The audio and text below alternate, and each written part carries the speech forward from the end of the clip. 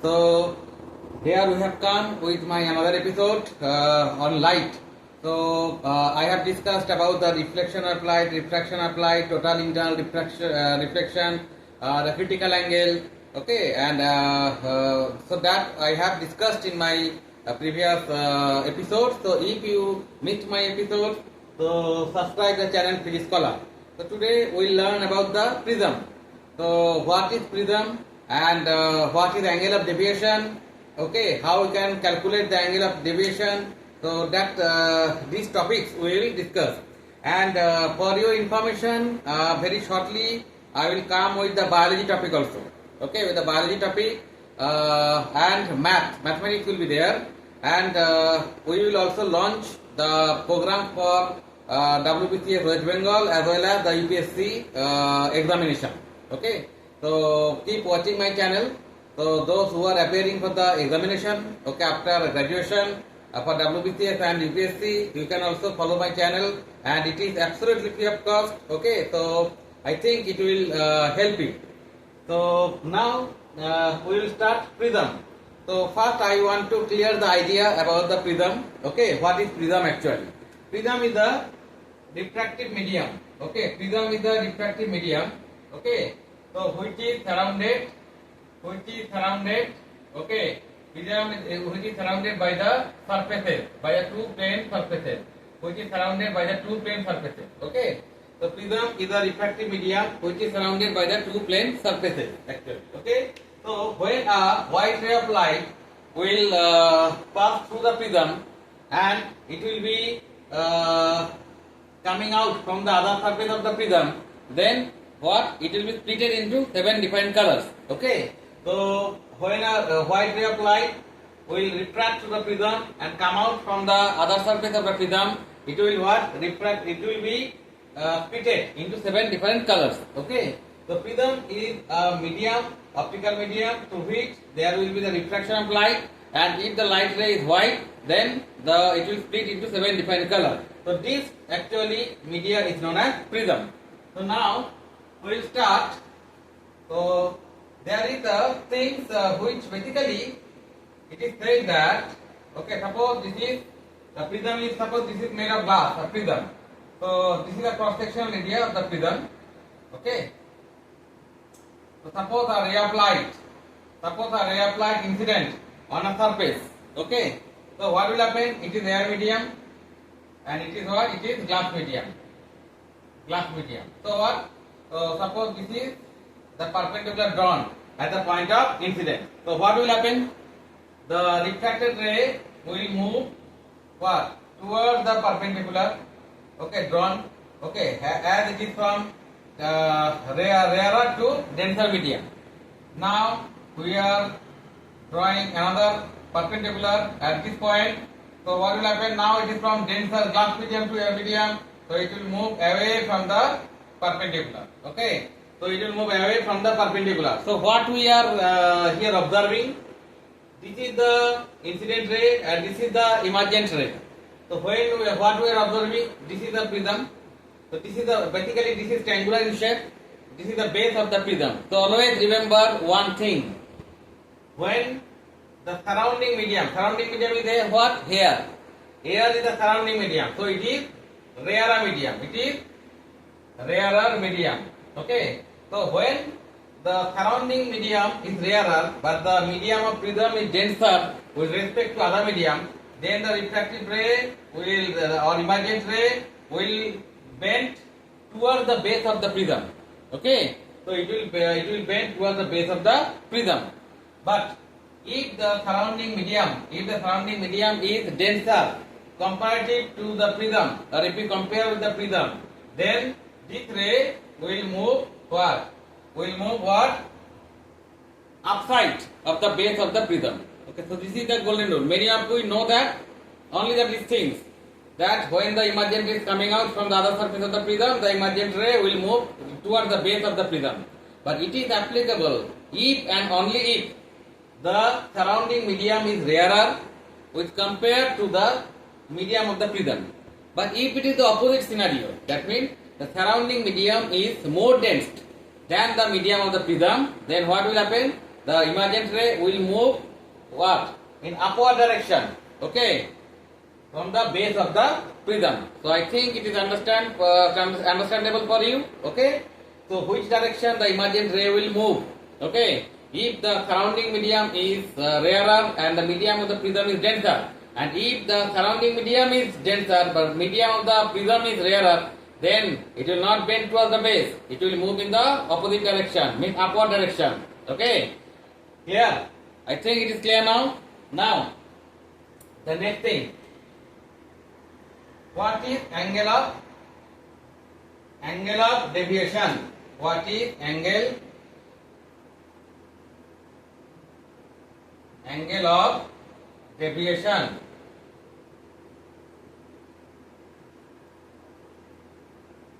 What is angle of deviation? Okay. What is angle of deviation? Suppose this is a prism.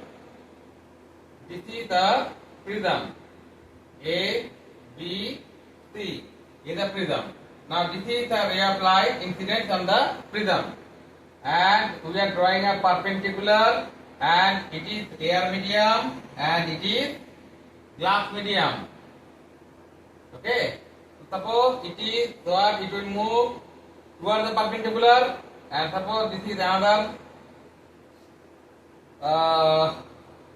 perpendicular drawn at this point of incident, and it will move away from the perpendicular. Okay, as the surrounding medium is rarer, that's why it is moved towards the base of the prism. Now, if the prism was not there, then what will happen? This should be the ray of light. This should be the path of light. Okay, the light will move in a straight path, so there should be the path of light. But as the prism is there, so that is the emergent ray. So if we extend the emergent ray at the back, so they will meet at this point.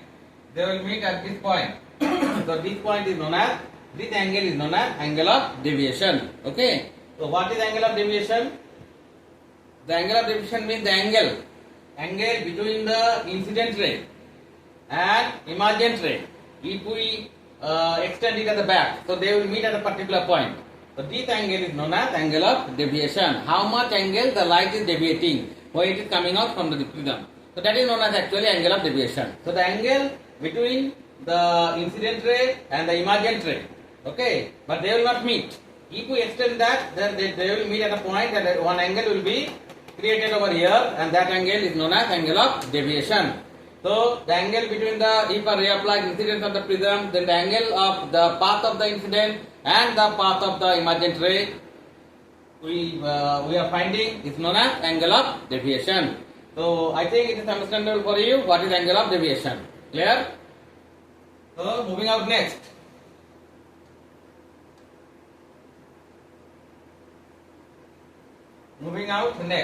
This diagram I have drawn. So value of angle of deviation. Okay, angle of deviation. Let me first explain the diagram. Then I will graph that and I will prove. Angle of deviation is also derived as, this sign is known as delta. Okay, angle of deviation. So I am drawing the same diagram to explain you properly, and then I will do the proofs. Okay, angle of deviation, what I have drawn is A, B, C is the prism. Now a ray of light incident on it. Okay, suppose it is what? P, Q. PQ is a ray of light incident on the prism. Clear?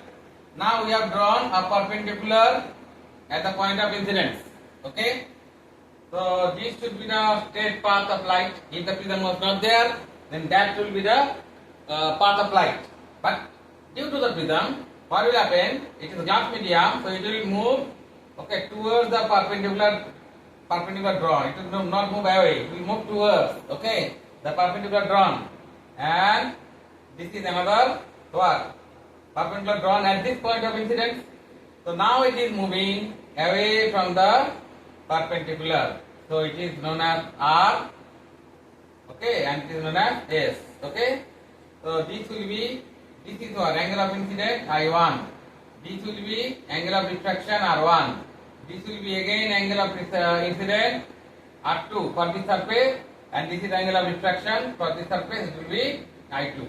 Okay, and these two rays will meet at a point T, and this is the angle of deviation delta. Okay, and this PM should be the path of light if the prism is not there. Okay, so this is actually a diagram, and let the two perpendicular drawn are meeting at the point O. Okay, so this is I am explaining the diagrams. Okay, so what is the diagram? ABC is the triangle. Okay, it's the prism.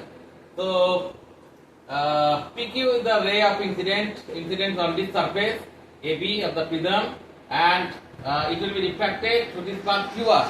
Okay, and at the point R, it will be refracted again to the air medium to the path RS. Okay, so this will be the angle of incidence I1. This will be the angle of refraction R1 at the point Q, and for the point R, the angle of incidence will be R2, and the angle of refraction will be I2. So delta will be the angle between the path of the light and the path of the incident ray and the path of the emergent ray. The angle, so delta denotes nothing but the angle of deviation. Now what will be the value of angle of deviation? Let us find it. What will be the value of angle of deviation? Okay, so I have explained the diagram now. Now see the angle of deviation delta. Okay, so I1 and R1, and here is R2, and here it is I2. Okay, so this is from triangle TQR. This is the triangle TQR. Okay, this is what? The outside angle. The outside angle delta should be what? Property of the triangle should be equal to the summation of the two inside angles of the triangle. The other inside angles of the triangle, not this one. Not this one. There are inside angles of the triangle. So the outside angle of triangle delta is equal to what? This angle. This angle is nothing but what? I1 minus R1 plus this angle will be nothing but what? I2 minus R2. Because I1 will be greater as it is moving towards the perpendicular, R1 will be smaller. Here I2 will be greater because it is moving away from the perpendicular respect to R2. So the angle of deviation means this angle and this angle. This angle will be what? I1 minus R1, and this angle will be I2 minus R2. Okay, so what we can write? I1 plus I2 minus R1 plus R2. Okay, so this is number one equation. So delta is equal to this. Now what is the problem actually? We cannot measure. It is very difficult to measure. We cannot measure the value of R1. I1 we can measure because it is outside of the prism. I2 also we can measure because it is the other side of the prism. This angle can be measured, but it is very difficult to measure this angle, R1 and R2. Okay. So for that, what we can do? So this is what A Q O R. This is what? A Q O R. Okay. Both sides are there. Okay. So it is a quadrilateral. Okay. So this is the quadrilateral. A Q O R is a quadrilateral. So what is the summation of the four angles of the quadrilateral? 360 degree. The summation of the four angles of the quadrilateral is 360 degree. Clear? So what you can write? You can write angle A plus this angle. Next angle is this one. What is that? AQO. What is that? AQO plus what is the next angle? O. QOR. What? QOR. What is the next angle? This one. ARO. What is that? ARO is equal to what? 360 degree. Okay. So this is the four angles of this quadrilateral. Clear? But see, this angle, this is perpendicular drawn, so this angle will be what? 90 degree, and this angle will be also 90 degree. That means what? AQO, this angle will be 90 degree, and ARO, this angle will be 90 degree. So what we can write? What we can write? AQO plus ARO is equal to 90 degree. Okay, plus 90 degree is equal to what? 180 degree. Why? Because these are the perpendicular, so it will be 180 degree. So what you can write? Angle A plus angle QOR. QOR, this angle, okay, is equal to what? 360 degree minus 180 degree. Okay. So therefore what? Therefore what you can write? So angle A plus QOR. Angle A plus QOR. Okay. Now from this triangle, what you can write? This is a triangle. From triangle. So it will be 180 degree. From triangle QOR, this QOR. What you can write? QOR. What you can write? R1 plus R2 plus angle QOR is equal to 180 degree. See, this is also triangle. The side of the three angles are 180. So R1 plus R2 plus this angle is equal to 180 degree. So if you compare these two equations, okay. So A plus this is equal to 180 degree, and R1 plus R2 plus same angle is equal to 180 degree. So if we compare, okay. If we compare these two equations, comparing 2 and equation number 3, what you can write? R1 plus R2 is equal to A. R1 plus R2 is equal to A. What is the equation? We have to find out angle of deviation. So what you can write? Delta is equal to what? I1 plus I2 minus A. So A we can measure because it is this side of the prism. If we know this side of the prism, angle of the prism, then I1, I2 can measure. Then easily we can find out the angle of deviation. Okay. So angle of deviation delta is equal to I1 plus I2 minus A. So this formula is very much important for the numeric sums. Okay. In joint, IIT, the numeric sums on prism is very common. Okay. And also in the board exam, especially in the higher secondary, as well as in the ICSC. Okay. So this formula you have to keep in mind. Angle of deviation delta is equal to I1 plus I2 minus A. So I hope you have understood this. Okay, that the deviation also step by step I have shown. Okay, how it is coming. Okay, so this is the angle of deviation we can derive. Okay, in case of a prism. So now